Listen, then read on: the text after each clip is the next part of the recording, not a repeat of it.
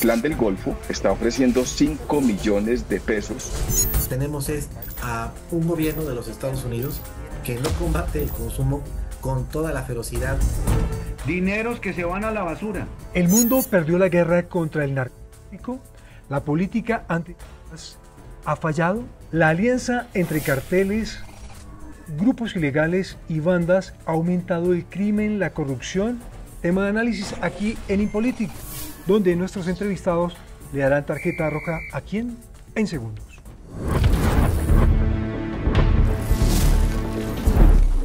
Saludamos a nuestros invitados de hoy.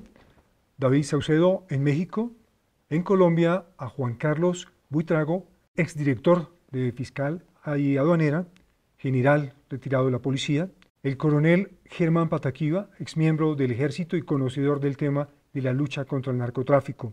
Empiezo por preguntar directamente a usted, señor Saucedo. Hoy México se ve embestido en medio de una guerra y una violencia por el narcotráfico. Dibújenos o háganos esa radiografía, señor. Sí, con todo gusto. Lamentablemente el país vive una situación muy parecida, entiendo, a la que vivió Colombia en la década de los 90. Tenemos en México dos grupos de macrocriminalidad, el cártel Jalisco y el cártel de Sinaloa, con una constelación de organizaciones de nivel medio. Tenemos, de acuerdo con lo que se acaba de ventilar en un juicio en los Estados Unidos, una penetración importante del crimen organizado en las estructuras del poder político. Ahora sabemos que la guerra contra el narco que se decretó en aquel sexenio y cuyas consecuencias aún se siguen padeciendo en la actualidad, no era una guerra contra todos los narcos, sino específicamente contra el cártel de Sinaloa. En México tenemos, creo yo, dos tendencias muy marcadas. El narcoterrorismo, es decir, el ataque de los narcotraficantes a la población civil en distintos espacios, en distintos momentos. Narcobloqueos, ataque a vías de comunicación, ataque también a redes de tendido eléctrico, ataques en centros comerciales, ataques de los grupos criminales a población civil en una especie de ruleta rusa que en ocasiones realizan para evitar operativos de captura en su contra. Hay un episodio conocido popularmente como el Culiacanazo, el intento fallido de la captura de Ovidio Guzmán en Culiacán. En síntesis, lo que tenemos es un avance de los grupos del crimen organizado y que han estado estableciendo un esquema de gobernanza criminal paralela en distintas regiones del país. General Buitrago, y con esta radiografía que nos hace el señor Saucedo desde México, no guardamos mucha diferencia hacia este lado de Colombia, ¿verdad? Y más cuando usted resume en su título del libro que lanzará próximamente, que es podremos derrotar la hidra de 1000 cabezas. Difícil, ¿verdad? Si seguimos como estamos, difícilmente a corto, a mediano e inclusive a largo plazo podremos salir de lo que yo llamo el foso de la desesperación, de este ciclo inacabable de corrupción, criminalidad y violencia que representa precisamente esa hidra de 1000 cabezas. Inside Crime acaba de inventariar 436 organizaciones criminales vigentes en Latinoamérica y el Caribe, y muchas de ellas asociadas, vinculadas y actuando en alianza con mafias albanesas de los Balcanes, europeas, italianas, etcétera, que ya la evidencia nos ha demostrado vienen a Latinoamérica y el Caribe a unas zonas de operaciones con el propósito de afianzar esas redes de negocio ilícito internacional. Aquí planteamos entonces la importancia de que se fortalezca la capacidad de las instituciones, de que se saque la lucha de las fronteras y se eleve a un nivel internacional, regional, global, en el propósito de entender de que la única manera de torcerle el pescuezo a este problema de criminalidad y de violencia cada vez mayor y con mayor potencial es precisamente fortaleciendo la capacidad institucional, multilateral, de cara a notificar, por un lado, pero también a propinar golpes determinantes contra estas otras cabezas de la hidra que se representan a través de la criminalidad y de la violencia. Narcotráfico más corrupción. Esto es lo que ha mantenido también que algunos programas en contra o en la lucha contra los cultivos ilícitos y contra el tráfico de drogas no haya surtido efecto. Coronel Germán Pataquiva, ¿es así? Pues agradezco inmensamente a mis antecesores, comparto plenamente sus posiciones y sus análisis. Es importante ver esto como un negocio criminal, como una empresa multinacional, que tiene unas áreas de producción, unas áreas de tránsito, unas áreas de distribución, que tiene unos gerentes financieros. El Estado pierde el monopolio de la fuerza en los territorios. ¿Por qué pierde el monopolio de la fuerza? Porque a la organización criminal le interesa que una organización armada genere a nivel territorial la tributación. El Estado pierde el monopolio de la tributación. Miren, en Colombia, en esas zonas, por ejemplo, del Pacífico, de la Orinoquía, de Norte de Santander, de Putumayo y demás, la mayoría de ciudadanos no pagan un peso de impuestos, pero todos, absolutamente todos pagan su cuota, la cuota impuesta a la organización criminal. El que tenga una cabeza de ganado, el que tenga un negocio, por pequeño que sea, todo el mundo le paga a la organización criminal. Si un Estado pierde contra las organizaciones criminales la guerra jurídica, no hay victoria militar posible. En Colombia, las autoridades militares y de policía pueden ser 100% exitosas en el mismo territorio en el que las organizaciones criminales igualmente lo son. Es decir, mientras el narcotraficante produce y exporta cada vez en mayor nivel, en el mismo territorio, los comandantes de policía, de ejército, la fiscalía, la autoridad civil, todo el mundo puede mostrar éxito en la lucha contra el tráfico. En México, las fuerzas militares están perdiendo esa batalla, esa lucha contra el narcotráfico. Sí, por supuesto. Desde hace tiempo hay varios estados del país en donde existen cogobiernos, es decir, la presencia de autoridades electas, pero con respaldo de grupos del crimen organizado. En estados como Sinaloa, Tamaulipas, Durango, Coahuila, esto ya venía ocurriendo de manera regular, Baja California Sur. Pero lo novedoso en estos últimos años ha sido que el crimen organizado ha ido capturando más estados del país. Antes eran aquellos que estaban en zona de frontera para poder hacer el trasiego de drogas hacia los Estados Unidos, pero conforme han ido creciendo en sus capacidades, los narcotraficantes poco a poco han ido capturando más regiones del país en donde son ellos los que tienen un papel preponderante. Los narcotraficantes pasaron de ser élites locales, municipales, estatales, a ser élites regionales, después convertirse en élites nacionales y ahora evidentemente en élites internacionales. General Buitrago, efectivamente se ha demostrado que instituciones y propiamente la policía y el ejército se han dejado, no todos, no estoy generalizando, se han dejado permear por el tema del narcotráfico. Sí, sin duda alguna, yo creo que aquí hay una corrupción estructural, crónica, que hizo, como lo llamo en mi capítulo, metástasis en el poder, donde encontramos personas de menor jerarquía, mandos medios de las fuerzas militares y de la policía, y policías y soldados de base o oficiales de menor jerarquía y suboficiales de menor jerarquía que aún están al servicio de organizaciones del narcotráfico y del crimen organizado a nivel local. Hemos encontrado desvío de armas, de municiones, hemos encontrado servicios de seguridad ilegales, hemos encontrado fuga de información y también participación de unidades locales de la policía y de las fuerzas militares que apoyan a estas estructuras del narcotráfico. ¿Y por qué lo hacen? Pues precisamente porque hay una motivación. ¿Cuál? Económica.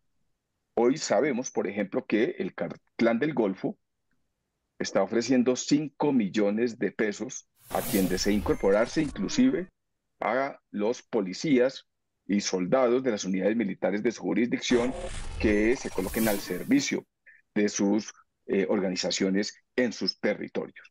¿Para qué? Para brindar protección, para suministrar información, para evitar operaciones en su contra y para que cooperen en que no haya una aplicación de la ley o una persecución en su contra. Pero también lo estaban ofreciendo a jóvenes de familias de estas zonas más afectadas para que se incorporen precisamente a esas estructuras criminales. Entonces, es muy difícil que la institucionalidad o que un empleo normal pueda competir con el ofrecimiento criminal que hacen estas organizaciones, salarial y económico, a estos jóvenes en estas zonas. Y recuperar, general, territorios, pues porque uno no concibe que, por ejemplo, en el departamento del Nariño estén o existan más estaciones de combustible que propiamente vehículos que se surten de gasolina. Es ilógico que no haya ningún control a esto cuando es muy evidente. Entonces el narcotráfico es quien lleva todo ese combustible y prolifera o aumenta la producción de cocaína. ¿Es así, coronel? Sí, así es. Se privilegia, se focaliza la intervención de sustitución voluntaria, de concertación con las comunidades, en áreas en las que no se afecta en lo más mínimo la producción de coca. El gobierno Santos destinó 600.000 millones de pesos para sustitución voluntaria. El gobierno Duque 900.000 y este triplicó esas cifras. Dineros que se van a la basura porque no afectan de manera absoluta la producción de narcotráfico. En que una de las áreas de mayor producción, por ejemplo, son los parques naturales. Cuando usted va al Parque Natural de los Tuparros, que queda en frontera con Venezuela, encuentra que las familias cultivadoras de proceden de Vianí, Cundinamarca. ¿Qué tipo de concertación puede lograr usted con unas familias que se desplazan de Vianí, Cundinamarca al Parque Los Tuparros en el Bichada? Les dan 36 millones de pesos para que abandonen los cultivos ilícitos. ¿En dónde? Dentro del Parque Natural.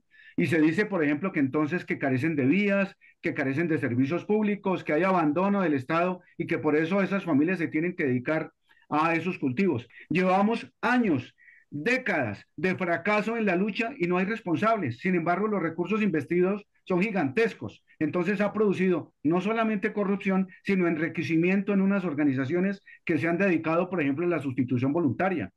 Y sin resultados, sin verificación, sin exigencia, sin encontrar responsables de los recursos perdidos y sin encontrar tampoco una modificación en el diseño de la estrategia. Me preguntaba un general americano, ¿por qué ahora, después de haber capturado a Pablo Escobar, decomisamos 5 veces más cocaína que cuando Pablo Escobar estaba vivo? ¿Cómo es posible? Entonces le pregunté a un jefe de las FARC, oye, ¿y por qué? ¿Por qué hoy producimos 5 veces más que cuando Pablo Escobar estaba vivo? Es decir, ¿se derrotó el capturando, dando de baja a Pablo Escobar? No, se mutó. Y después, entonces me dijo el jefe de las FARC, mire, cuénteme una cosa, ¿quién derrotó al cartel de Medellín? Y yo le dije, el Estado colombiano, la DEA, nosotros hicimos un esfuerzo para derrotarlo. Dijo, no, señor. El cartel de Cali se unió con la fuerza pública y derrotaron el cartel de Medellín porque tenían un enemigo muy fuerte. Y después me volvió a preguntar, ¿quién derrotó al cartel de Cali? Y yo le dije, el Estado, la DEA, la fuerza pública. Y me dijo, no, señor, nosotros tuvimos que ponerle orden al negocio. De tal manera que nosotros encontramos una estructura criminal, una poderosa mafia transnacional que aprende a utilizar los territorios, su poder político, ha aprendido a manejar los procesos electorales, ha aprendido a poner importantes comunicadores claves. Esto es una estructura, como lo mencionaba mi general, es una hidra de 1.000 cabezas, pero 1.000 cabezas muy bien financiadas. Hay una cosa que inquieta y es la lucha, muchas veces el veedor principal es Estados Unidos. El apoyo financiero, la desertificación, en fin, algunas naciones que no han combatido el narcotráfico. Y lo que tenemos es a un gobierno de los Estados Unidos que no combate el consumo con toda la ferocidad con la que nos obliga a nosotros en América Latina a combatir la producción. Incluso los norteamericanos intervienen en la geopolítica del narco, beneficiando a un cártel, tratando de destruir a otro, atacando a aquellas organizaciones que se caracterizan por los envíos de ilícitas, sobre todo defendiendo hacia los Estados Unidos. Tendríamos que hacer lo mismo, una postura hemisférica para enfrentar a los norteamericanos. En México había un preacuerdo. Por cada narcotraficante que se extradita de alto perfil a los Estados Unidos, tenemos una fractura y fragmentación de organizaciones locales que produce inestabilidad interna. Creo que habría que avanzar, no lo hemos mencionado en esta mesa, seguramente lo haremos más adelante, el tema de la legalización. En muchos estados de la Unión Americana, Acabo de visitar 3 ciudades de Estados Unidos, Orlando, Washington y Chicago. Es notable que en muchas calles se puede oler, percibir el aroma de la marihuana que está siendo consumida ya de manera legal. Esto me tocó presenciarlo a unas cuantas cuadras del Capitolio, ¿eh? No estoy hablando de los suburbios de Los Ángeles o del Bronx en Nueva York. Estamos hablando del distrito de gobierno de los Estados Unidos. Entonces, no tiene ningún sentido que en los Estados Unidos ya haya una legalización de facto del consumo de drogas, por lo menos de la marihuana, y nosotros sigamos teniendo programas de erradicación de cultivo de marihuana, por ejemplo. Es decir, Ok. creo que sí se requiere un acuerdo hemisférico para encarar a Washington y poner renegociar esta costosa guerra contra el narco. General Buitrago, ¿cree usted que tumbándole o le podríamos tumbar la cabeza o una de las cabezas a la ira legalizando la droga? No, estoy totalmente en desacuerdo. Nosotros hemos tenido una cooperación tradicional muy efectiva, armónica y determinante con el gobierno de los Estados Unidos. Hicimos algunas comparaciones con Uruguay, por ejemplo, recientemente se legalizó la comercialización y consumo de estupefacientes y de cómo se ha incrementado de manera significativa la incautación de cocaína y de marihuana en Uruguay ilegal a partir del mismo año en el que se legalizó, y también el rechazo que hubo por muchos años. Hace poco se aprobó en Alemania precisamente la legalización del consumo de marihuana en este caso. Me parece muy preocupante y muy grave de ser confirmado de que hoy, por ejemplo, en Colombia se vaya a revertir la existencia de las fuerzas de tarea conjuntas y de los comandos conjuntos, porque esto, digamos, permitió generar unos golpes contundentes, determinantes a estas estructuras criminales. Y esto es para decir, bueno, pero es que todavía, como le decía mi colega Pataquiva, se han reproducido, siguen existiendo, siguen vigentes, siguen reproduciéndose, pero si no lo hubiéramos hecho, si no hubiéramos tenido el Plan Colombia, si no hubiéramos desarrollado todo este esfuerzo que ha venido cumpliendo Colombia en la lucha contra estos grupos al margen de la ley de manera frontal, hoy Colombia sería un estado fallido, muy fallido. O sea, la situación es complicada, como lo estamos mencionando ahora, porque la hidra de 1000 cabezas sigue viva, pero hemos logrado por lo menos controlar.